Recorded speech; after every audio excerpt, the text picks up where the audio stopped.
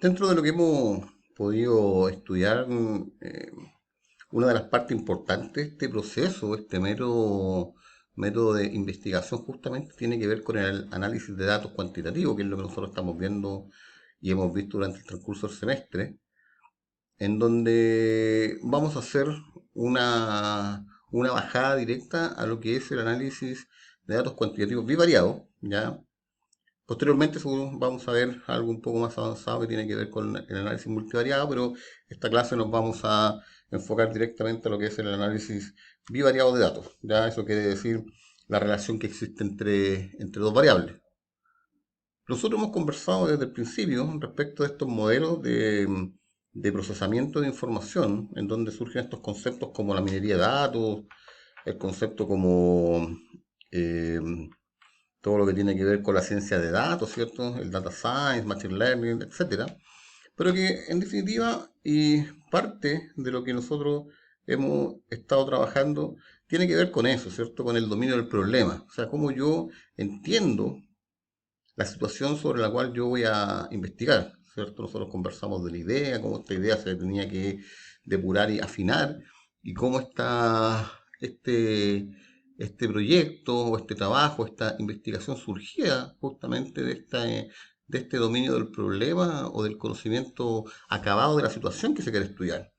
Pasando, por supuesto, por lo que tenemos que ver ahora, que es este análisis de datos, que tiene varias fases, que tiende a ser también iterativo, o sea, voy trabajando en base a la información que voy construyendo, con la finalidad, por supuesto, de poder responder a las preguntas de investigación que se han planteado desde el planteamiento del problema. Si ustedes se fijan, acá tenemos selección de datos, limpieza, transformación, minería de datos, interpretación y evaluación, que derivan justamente en el conocimiento que se genera a través de los datos que me permiten tomar decisiones de forma más acertada. Y eso es un tema importante, porque la decisión que se tome en relación a los datos levantados tienen que tener directa relación con el dominio del problema, ¿cierto? Y conversamos también anteriormente que este uso de datos tiene que ver con la forma en la cual yo los levante. Y estos instrumentos que son fundamentales a la hora de capturar la data que va a ser usada justamente para el análisis, generación de conocimiento y la toma de decisiones. Existen otros modelos, ¿cierto? Como el modelo CRISP-DM, que trabaja de forma muy similar, ¿cierto? A través de la comprensión del negocio, la comprensión de los datos, preparación de los datos, modelamiento, evaluación e implementación, ¿cierto? Aquí en la parte central se habla justamente de la información y la data que se hace necesaria para poder comprender de mejor forma el negocio y tomar las decisiones correspondientes. Ahora, cuando nosotros hablamos de datos, ¿cierto? Y cuando nosotros hicimos la bajada desde las hipótesis, ¿cierto? En donde esas hipótesis nosotros las asociábamos con variables y hablábamos de los distintos tipos de variables, nosotros comentábamos que íbamos a trabajar con dos grandes tipos de variables, aquellas que son categóricas y aquellas que son cuantitativas, ¿cierto? Y dentro de las categóricas nosotros habíamos definido las variables nominales, las variables ordinales. Y dentro de las variables numéricas o cuantitativas, habíamos mencionado las variables métricas, en algunos programas se conocen como escalares, pero son variables numéricas, ¿cierto? Que tienen características de ser continuas o discretas, dependiendo un poco si trabajamos con datos enteros, en el caso de las variables discretas, o si trabajamos con valores que existen entre estos dos enteros, en donde vamos a hablar de variables continuas. Importante es tener en cuenta que, como estamos trabajando con análisis bivariado o bivariante, vamos a estar haciendo o vamos a estar observando la relación que existe entre dos variables, ya sean estas nominales, ordinales o métricas. Entonces, lo que esta tabla muestra es justamente el tipo de análisis estadístico que se debiese realizar en base al tipo de variable sobre el cual yo estoy trabajando. Por ejemplo, si trabajo una variable nominal con otra nominal, lo correcto sería hacer un chi cuadrado o una prueba de Fisher con tabla de 2 por 2. Si trabajo una variable nominal respecto de una ordinal, se mantiene esta prueba de chi cuadrado y esta ficha de tabla 2×2. Si trabajo con una variable nominal y una métrica, y la variable nominal es dicotómica, ¿cierto? O sea, solamente tiene dos categorías, acá se puede trabajar con una prueba T de comparación de medias o una Matt-Whitney en el caso que esta prueba debe ser hecha de forma no paramétrica si no se cumple cierto supuesto que los vamos a ver un poco más adelante. También pudiésemos trabajar una nova de un factor, ¿cierto? Se pudiese trabajar una regresión con variable nominal como ficticia, y si se transforma la variable métrica escalar u ordinal, se pudiese hacer también un chi cuadrado. Si trabajo una variable ordinal con una métrica, acá ya puedo realizar pruebas como análisis de correlación, sea de Pearson o Spearman. Y bueno, acá también se indica que si se transforma la variable métrica a escala ordinal, analizar con ordinal ordinal, si el análisis de correlación no revela relaciones claras, ¿cierto? Se pueden generar ciertas pruebas que me permitan tener una mejor bondad de ajuste en torno al comportamiento de las variables. Por otro lado, si trabajamos con variables ordinales y ordinales, también se puede realizar una prueba de chi cuadrado y como les comentaba también la correlación. Y en el caso de las métricas, con la métrica, se puede trabajar un análisis de correlación a través de un coeficiente de Pearson o de Spearman. Y si se transforman ambas variables de escala ordinal, analizar como ordinal ordinal. O sea, es decir, que yo pudiese realizar, por ejemplo, una prueba de chi cuadrado o un análisis de correlación si es que yo generase una variable categórica en torno a esta variable cuantitativa. Por ejemplo, si yo tengo como variable métrica cuantitativa eh, la edad en años cumplidos y yo los agrupo por rangos de edad, por ejemplo, de 18 a 29 jóvenes, de 30 a 59 adultos y de 60 y más adultos mayores, eso está haciendo una transformación de esta variable métrica a una variable de tipo ordinal, ¿cierto? Con tres categorías, ¿ya? Y si eso lo quisiese analizar con otra variable métrica, pudiese generar lo que se ve aquí en la tabla, lo cual me permitiría a lo mejor tener distintos tipos de análisis estadísticos en torno a las variables que están siendo observadas. En todo este tipo de cosas vamos a trabajar con estas pruebas estadísticas que se mostraban en la tabla anterior a través de los test de hipótesis, ¿ya? Y el test de hipótesis o las pruebas de hipótesis las vamos a entender como un procedimiento estadístico que permite establecer con cierto grado de probabilidad si una hipótesis estadística es consistente con la información muestral obtenida. Recordemos que acá estamos trabajando con información muestral, ¿cierto? Y la información muestral tiene asociado un cierto grado de error respecto de los datos que están siendo observados o levantados. Cuando nosotros vimos el tema de muestras, dijimos que el parámetro, que es el dato que yo extraigo desde el universo, eh, es distinto o tiene diferencia respecto del estimador, que es el dato extraído de la muestra, ¿cierto? Hay un cierto grado de error que es el que se debiese observar y hasta qué nivel tolerar, ¿ya? La única forma en la cual el parámetro sea igual al estimador es que yo tome toda la información del universo, o sea que la muestra sea igual al universo, pero vimos que eso era inviable cuando se hablaba de poblaciones muy grandes o de escasos recursos para poder realizar los levantamientos de datos. Ahora, específicamente nosotros nos vamos a adentrar a este concepto de hipótesis nula e hipótesis alternativa, ¿cierto? Y como dice ahí, a partir de una hipótesis de investigación, en el proceso estadístico se formulan dos hipótesis que son contrarias. Uno que es la hipótesis nula y otra es la alternativa. Y la hipótesis nula la vamos a entender como la más precisa de las dos hipótesis formuladas. Y su rechazo da como resultado la aceptación de la alternativa. Y la hipótesis alternativa, aquella que aceptamos cuando rechazamos la hipótesis nula. En definitiva, la hipótesis nula, como dice acá, debiese ser la más precisa o la que yo debiese comprobar en la realidad. Por lo general lo que se busca es poder rechazar esta hipótesis para que efectivamente veamos el comportamiento que tienen las variables en torno a esta relación que yo busco entre ellas a través de las pruebas que se van a ir observando.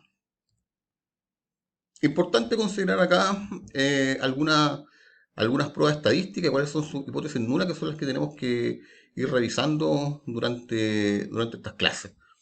Primero la comparación de medias, que es la prueba T o McWindy, ya les comentaba si es que se cumplen o no los supuestos para hacer la prueba paramétrica o no paramétrica. La hipótesis nula indica que las medias son iguales, por tanto no hay diferencia entre los grupos. Por ejemplo, si yo quiero ver la relación entre el ingreso y el sexo, si la persona es hombre o mujer, yo lo que debiese hacer es una prueba T, dado que la variable categórica tiene solamente dos niveles, hombre o mujer, y la variable, en este caso cuantitativa, viene a ser el ingreso. Entonces yo debiese ver efectivamente si es que existe una diferencia estadísticamente significativa entre los ingresos de hombres y mujeres, por ejemplo. Si hablo de una prueba de independencia entre dos variables nominales, voy a hablar de una chi cuadrado Fisher, y la hipótesis nula indica que las dos variables son independientes. Si hago una prueba de correlación a través de Pearson, Spearman o Kendall-Tau, lo que indica la hipótesis nula es que el coeficiente de correlación es cero, por lo tanto no hay relación entre las dos variables. En el caso de la ANOVA de un factor, lo que estamos indicando acá es que el factor no tiene efecto sobre la variable dependiente. También podemos ver el tema de la homogeneidad de varianza, ¿cierto? A través de Bartlett, Cochran, Hartley, en donde lo que se indica es que la hipótesis nula, las varianzas son iguales entre grupos, o sea, son homogéneas.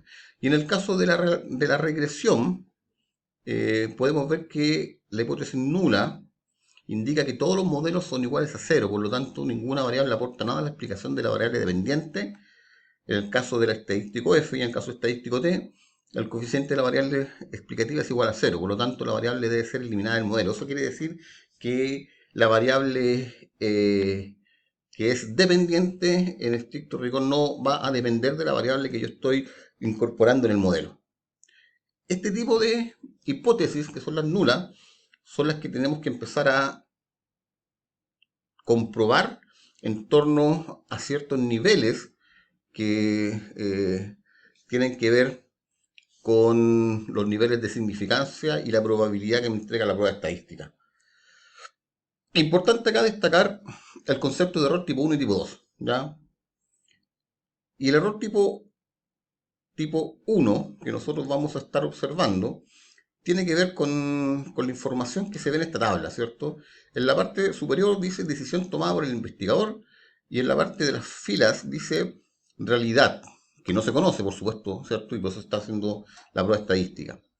Supongamos que el investigador dice que H0 es falso, o sea, la rechaza, siendo esta verdadera.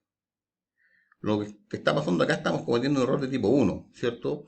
Que es una probabilidad que se conoce como alfa, que es el nivel de significancia. Por otro lado, si el investigador no rechaza H0 teniendo que ser rechazada, se comete un error tipo 2, que es la probabilidad igual a beta. En el caso que H0 es verdadera, o sea, no se rechaza y claramente la realidad no se debía rechazar, esto es una decisión correcta y es una probabilidad 1 menos alfa, y en el caso que está en la parte inferior derecha, si se rechaza H0 teniendo que ser rechazado, es una decisión correcta y la probabilidad es 1 menos beta. Importante acá que nosotros vamos a trabajar con error tipo 1, ¿cierto? Con esta probabilidad tipo alfa, que es la que me va a indicar estas reglas de decisión en torno a si se debe rechazar o no la hipótesis nula. Si ustedes se fijan acá, se muestran estos gráficos de distribución de la información, ¿cierto? En donde el alfa viene a ser la cola, tanto a la izquierda como a la derecha, que es zona de rechazo.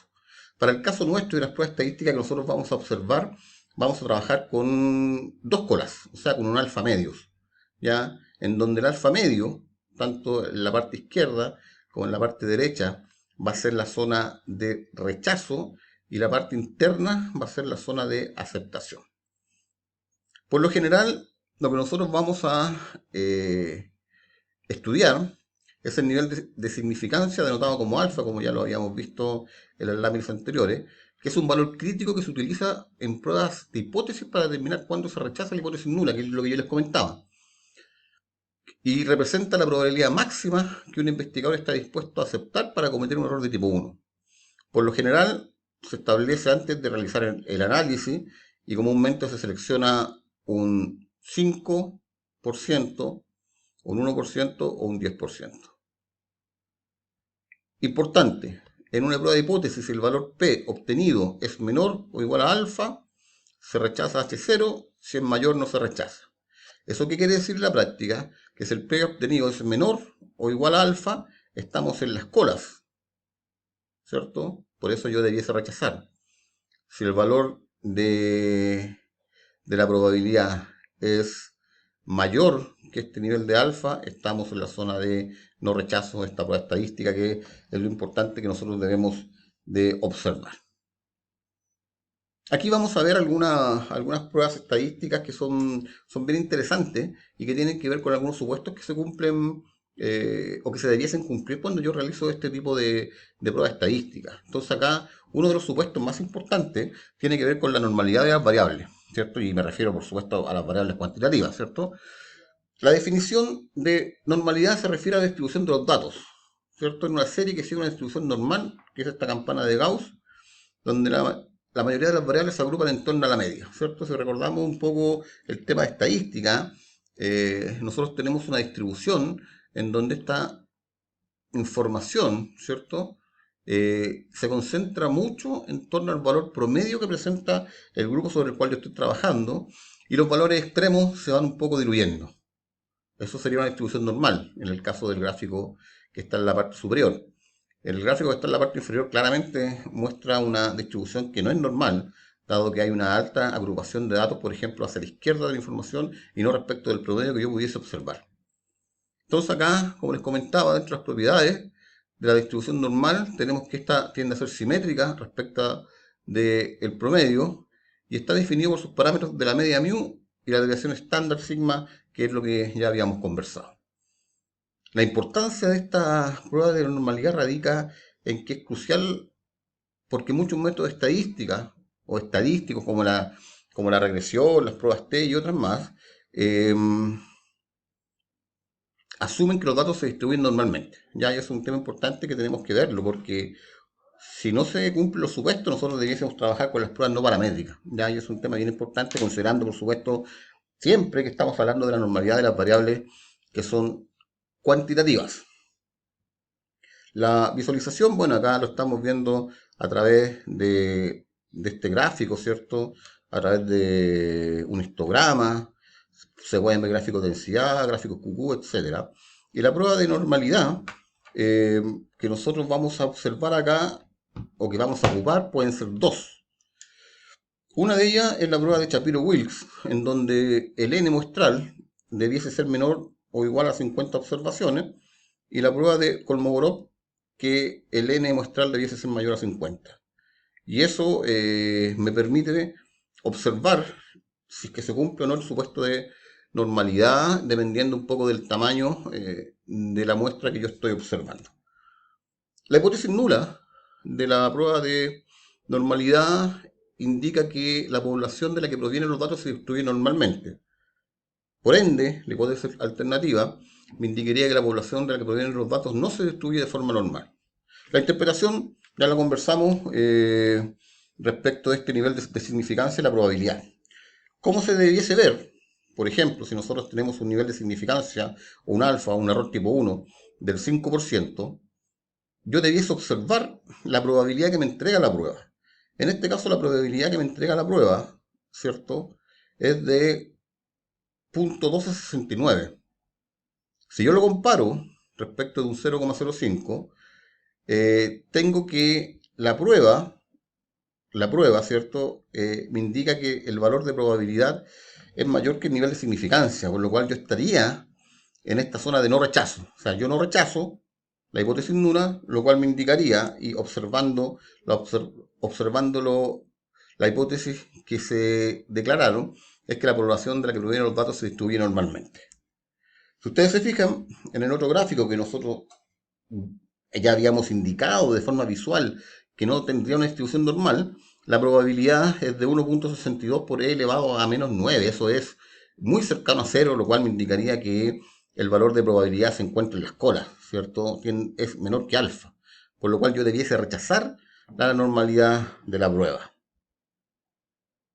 Otra prueba que es muy importante, y como lo comentamos anteriormente, tiene que ver con la prueba de Cauchy cuadrado, ¿cierto? Esta prueba de Cauchy cuadrado que se utiliza para determinar si existe una relación entre dos variables categóricas, recordemos siempre categóricas, ¿ya? Y aquí se manejan algunos conceptos como probabilidad, ¿cierto? Lo que ocurre sobre lo que debiese ocurrir, valor esperado y observado, lo que debiese ocurrir si las variables fueran independientes, que es el valor esperado, ¿cierto? Respecto de los valores observados que son la realidad y los grados de libertad que tienen que ver un poco con cómo yo voy realizando las pruebas dependiendo de la muestra que yo construyo. ¿Ya? Importante, la hipótesis nula indica que las variables son independientes y la hipótesis alternativa que las variables son dependientes. ¿Cómo yo lo debiese interpretar? Como sale acá, ¿cierto? Tengo una tabla con dos variables que son categóricas, fumadores y no fumadores respecto de personas divorciadas y no divorciadas, y cómo se estarían comportando desde el punto de vista del dato observado, no esperado. Lo que es importante acá tiene que ver con el p-valor, ¿cierto? Y el p-valor acá es muy cercano a cero, estaríamos en zona de rechazo de la hipótesis nula, lo cual me estaría indicando que las variables son dependientes, ¿ya? O sea que existe una significancia estadística respecto de la dependencia de estas variables que también se puede observar acá en la frecuencia de los datos y en la parte gráfica respecto a la información que se está trabajando. Otra prueba, que también lo comentamos, tiene que ver con esta prueba T de comparación de medias, recordando que la prueba T Student para muestra independiente se utiliza para comparar la media de grupos independientes y determinar si son estadísticamente diferentes entre sí. Acá se deben cumplir algunos supuestos, que tienen que ver con el supuesto de normalidad de los datos, independencia e igualdad de varianza. La independencia se cumple porque ya dijimos que esta prueba se realiza con variables categóricas que tienen dos niveles, o sea, ya estamos cumpliendo que son dependientes un nivel de otro. El de normalidad de los datos yo lo debiese analizar en torno a la variable cuantitativa que se está observando y estos grupos, o sea, si se comportan de forma normal por cada grupo y si se comportan de forma normal asumiendo ambos grupos en conjunto. Y el de igualdad de varianza, eh, lo que está indicando es si la variabilidad que tienen los datos respecto de su promedio son iguales entre grupos, independiente que el promedio sea distinto entre uno y otro. Y acá lo que es importante indicar es que la hipótesis nula de la igualdad de varianza me indica que las varianzas del grupo 1 son iguales a las varianzas del grupo 2 y la hipótesis alternativa que son distintas. Y en el caso de la prueba de igualdad de medias, la hipótesis nula me indicaría que las medias son iguales y la hipótesis alternativa que las medias son distintas. Importante acá destacar que si no se cumplen los supuestos, yo debiese realizar una prueba no paramétrica. Sin embargo, la teoría indica que en el caso de la normalidad de los datos, es posible que no se comporten de manera normal y de todas formas realizar la prueba paramétrica, dado que la prueba es tan robusta que no estaríamos cometiendo errores de tipo 1 y 2. Lo que sí debiese yo observar es que se cumple la igualdad de varianza para ver si realizo la prueba estadística paramétrica o no paramétrica. Acá tenemos un gráfico que muestra ventas por empresas dependiendo del tamaño. Este, esta, eh, esta parte del gráfico muestra la microempresa y esta la pequeña. La línea azul más oscura demuestra el promedio, ¿cierto? Aquí claramente se ve una diferencia entre el promedio de ventas de las micro respecto de las pequeñas. Ahora, analicemos, eso es lo importante. Si nosotros analizamos el supuesto de normalidad, vemos que los datos no se comportan de forma normal, ¿cierto? Acá tenemos un p-valor que es muy cercano a cero. Ahora, nosotros dijimos que este supuesto podía no cumplirse y de todas formas realizar la prueba con características paramétricas. Ahora, ¿qué pasa con la igualdad de varianza?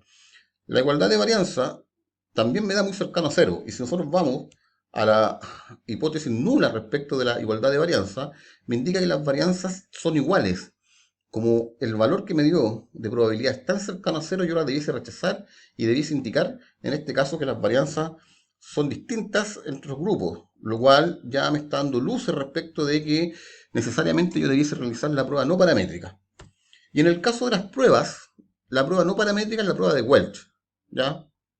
Considerando un alfa de un 5%, vemos el promedio, ¿cierto?, de ventas de micro y pequeña. Esto está en UF, 5.992.021 es el nivel de ventas de las micro y 76.803 es el nivel de ventas de las pequeñas.